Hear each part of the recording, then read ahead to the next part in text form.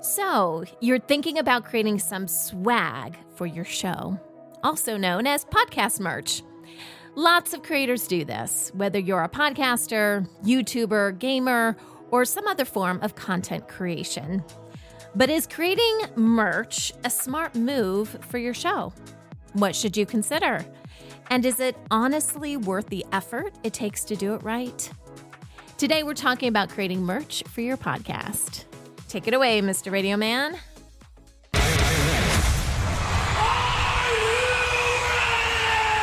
Podcast Your Business. Hey, everybody. Welcome back to another amazing episode of Podcast Your Business.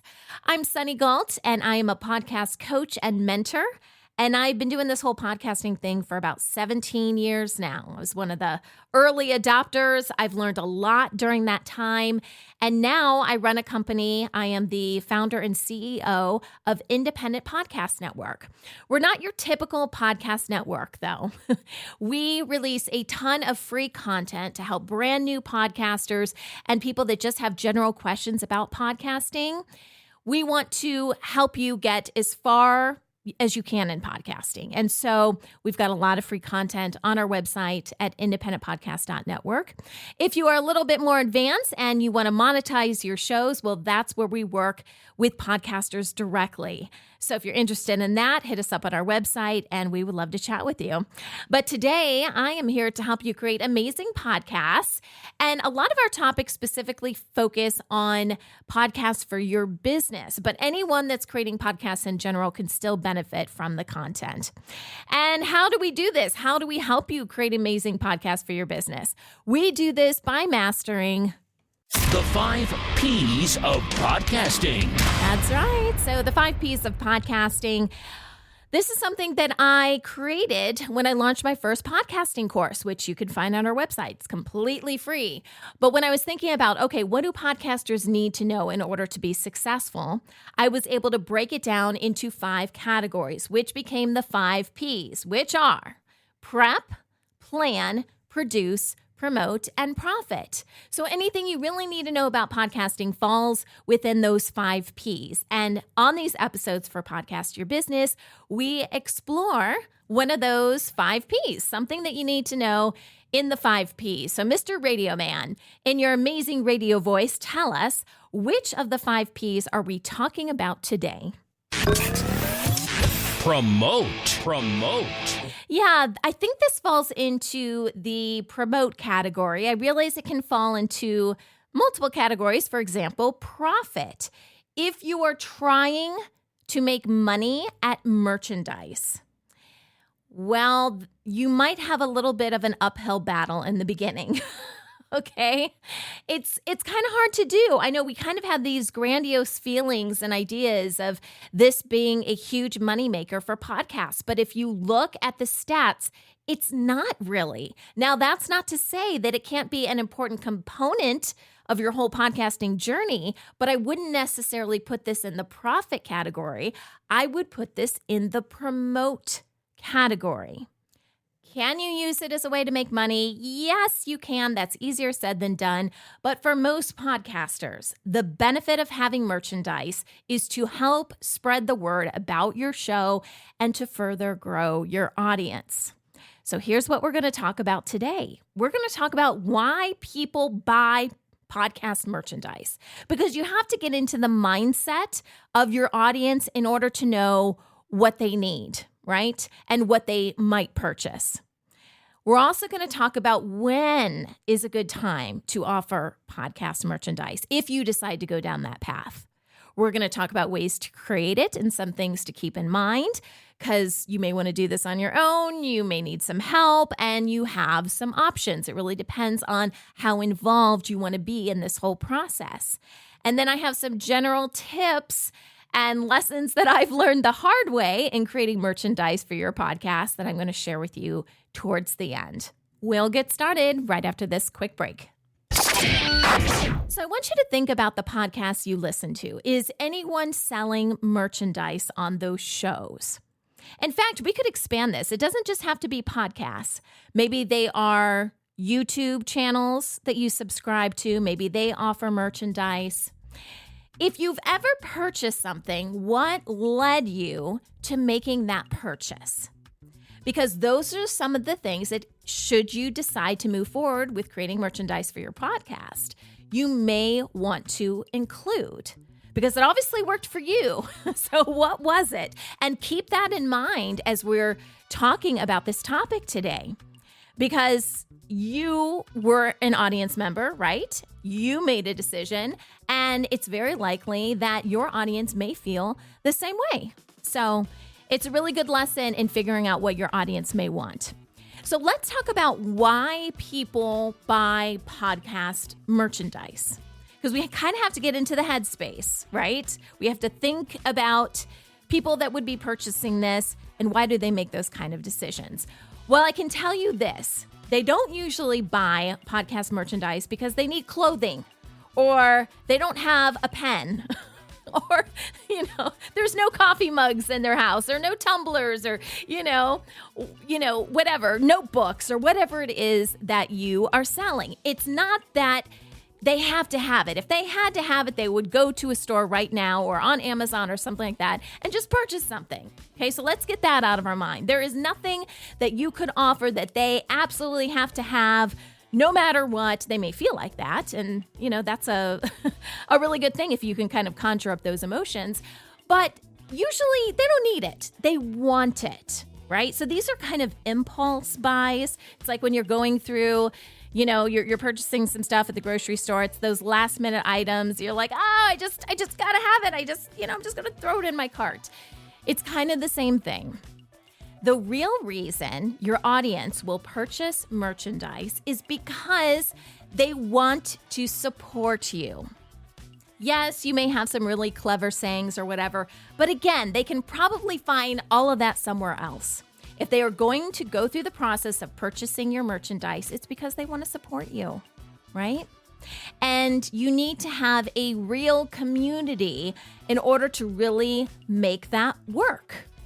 So that's kind of the first question you have to ask yourself is, do I have a community to support this?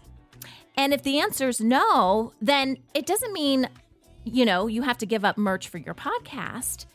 It may just mean that you need to grow this slowly and not invest a lot of time and resources into it. And we'll get to that in just a second. So that's why people purchase merchandise. They want to support you. They realize that you're a podcaster. You're not making Joe Rogan's salary, right? They want to help out. Now, when should you create podcast merchandise? Well, like we've already said, if you have an audience and a community to support that. So let's say this is connected to your business or something else you're doing, and you've already proven that you can sell them things. Well, then I would say, you could probably start on day one of your podcast and start selling merchandise. But what I would do, if you don't fall into that category, which most of us probably don't, I would say you need to take inventory of your own personal resources, which mainly are your time and your budget, to determine if this is something you should really put effort into at this point in your show. And when I say budget, that's not just the budget to get things up and running, because that might be a little bit more expensive. I am talking about your ongoing costs. Can you keep this up? And trust me, I speak from experience because I went through a situation with a podcast that I launched, and I had all these really cool ideas in my head of sayings and stuff like that could go along, like cute little taglines and things like that could go along with this podcast. And I jumped the gun, and I basically created an account on a site, and everything was made to order or whatever. And I set it up, but I had no community to support it. I guess I kind of thought that the community would just come.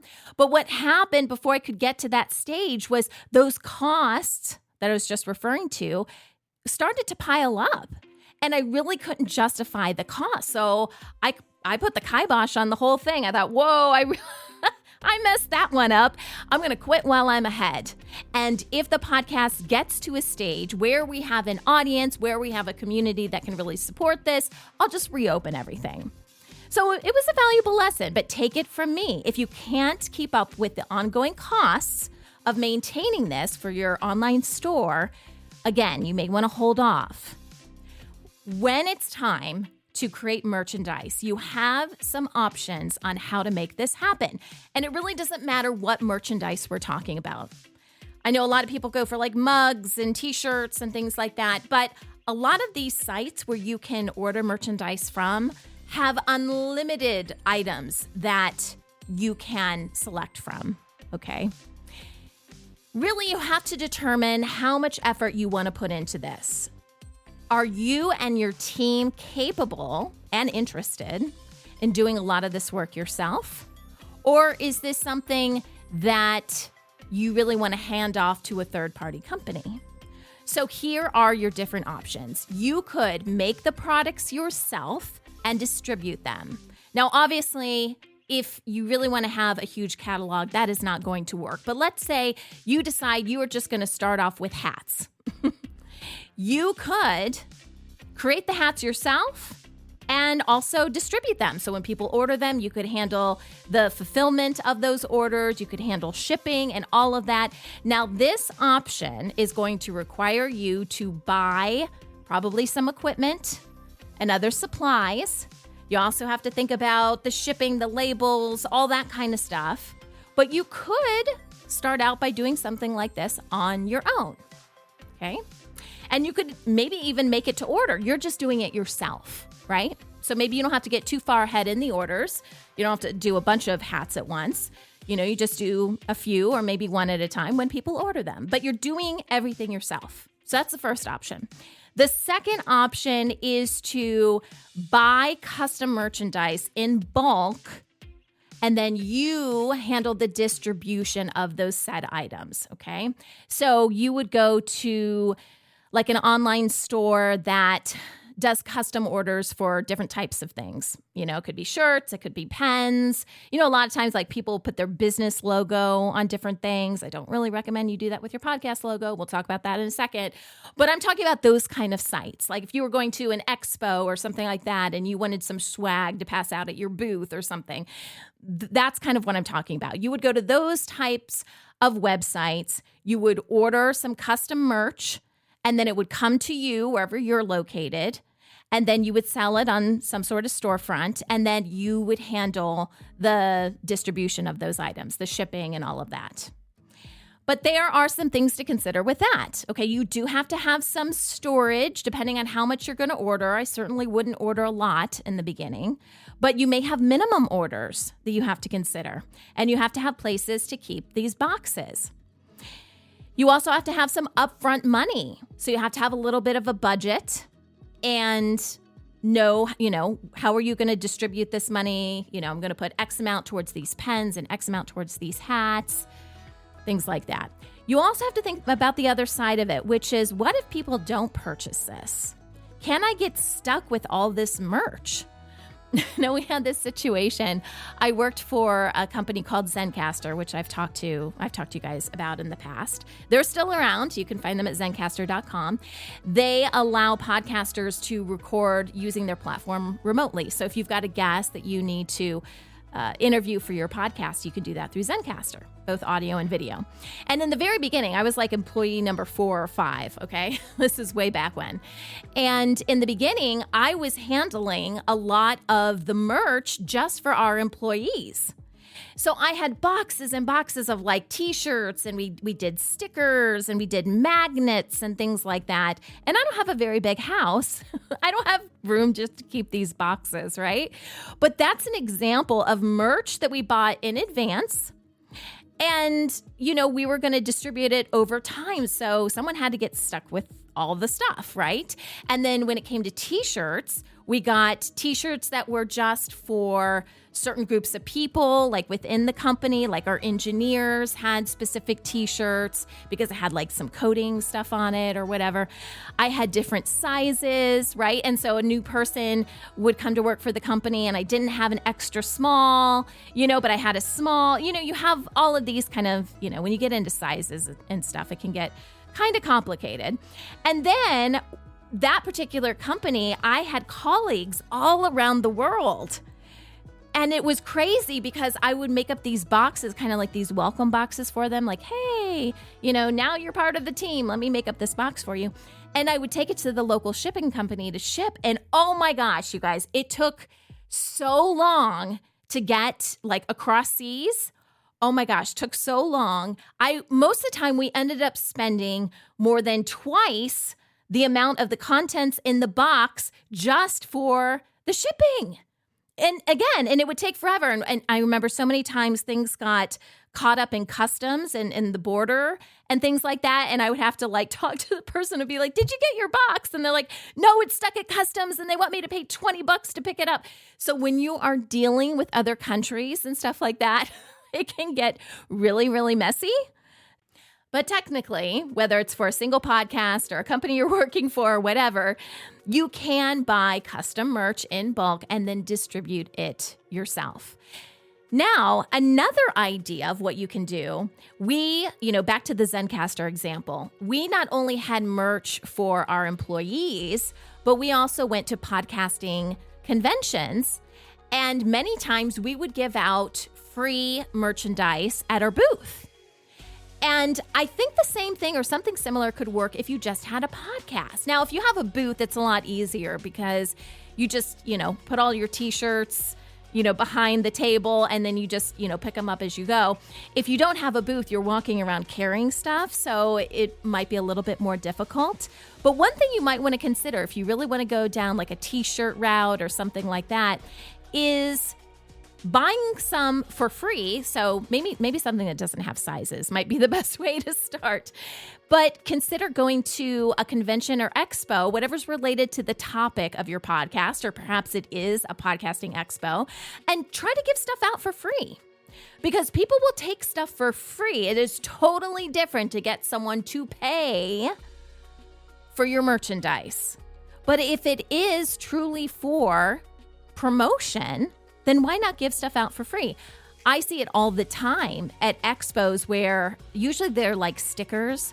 So you've got some sort of like podcast sticker. A lot of times those are the logo for the podcast, but you'll see them lying around on tables and things like that. And people will grab a sticker for, their laptop or their bike or, whatever they've got, their helmet or something like that. And so that can be a really great way to get the word out there about your show. And the final option that you have is using a print-on-demand service.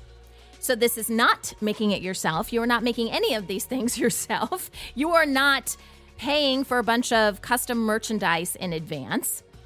You are simply providing an option for your audience to purchase, whatever is in your store, but the provider that handles all that for you is not printing anything in advance. Everything is made to order. So they have the styles and designs, and that's what goes in your store. And it's only after someone purchases it through your store that it's actually fulfilled. Now, the tricky part with that is that there's usually no returns. So they don't usually accept returns because they're doing all this custom. So, you just have to think about everything's got pros and cons, right? And if you search online, there are various providers that offer this type of service. And they're always changing, or I would, provide a list for you. But trust me, if you just search for print-on-demand service or podcast merchandise services, something like that, you're going to get a whole laundry list of providers. And again, make sure you read the fine print. Make sure you are looking at any additional fees because they're not going to just create this stuff out of the goodness of their heart, right? Either they're going to tack on some sort of a fee and, raise the overall cost, or they're going to charge you somehow on the back end. And you've got to obviously check the numbers and make sure that this makes sense. So those are your options. Quick review. Make it yourself, distribute it yourself, buy custom merch in bulk, and then you distribute it still, or use a print-on-demand service. Now, let's review some general tips and things that I've learned in doing this. Because like I said, I do have some experience with printing merch. In fact, I've got a project that's going on right now where we're just starting to get into merchandise. And so there's another reason I'm doing this episode now, because I feel like so much of this stuff I'm just dealing with right now. So my first big tip for you, and I kind of mentioned this earlier, but just to remind you, as you're making this decision, focus on creating community. That should be your goal.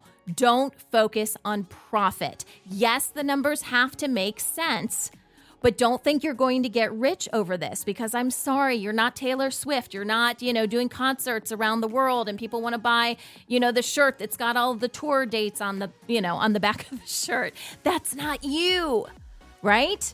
And so getting to make a profit out of this stuff is a lot more challenging. Just focus on the community element of it. Next, think beyond your podcast logo. I know you've got an amazing podcast logo, but most people don't want something with just a logo on it. Unless you are, for our jobs, sometimes we have to go out and we've got, a shirt that we have to wear. Maybe it's a nice little button-up polo shirt. It's got the logo of our company on it. Or maybe we drive around in a car that has a sticker or something with the logo of our company. That works when you're being paid to do it and you have to do it. But if someone is just your walking billboard, yeah, it's really not going to work. Most people do not just want to wear somebody's logo because that's boring, okay? What does work? Well, think about what you would buy. And, I asked this question earlier, but what was it to drive you, if you did purchase someone's merch in the past, what was it that drew you to that product? Usually it's because it's something unique, right? So it may be a creative saying. I have done that before. I can tell you there are different TV shows and things like that not only did I want to support that television show, but they had different cute little sayings that they say on the show, right? So they had shirts with those sayings on it, and maybe not the direct logo, but they had some elements that they use in the logo, and then they created a different design pattern with it. So it had the colors from the show. So there's different things that you can do like that to still stay on brand, because I think that's important too, because again, you're using this for promotional value. If no one can tell that this is associated with your podcast, you're not really accomplishing what you're setting out to do. Right? So think of different sayings and statements and taglines and things like that you can put on either a mug or a notebook or a hat or a t-shirt. Usually those go over really well. And I will promote this resource. I get a lot of this type of stuff done through Fiverr.com. And at one point with that podcast that I was telling you about, that I did a lot of stuff in advance, and then I was like, oh, I really shouldn't have done that. One of the things I did is I found a designer on Fiverr.com, and I got a bunch of different designs for a really low price. So I basically would tell the designer, okay, this is the tagline, or this is what I want it to say. And they would come up with the design behind it. And I'm talking about $50 or less. Sometimes they're way less, but make sure you find a good designer. So, vet their designs and make sure it's in alignment with your brand.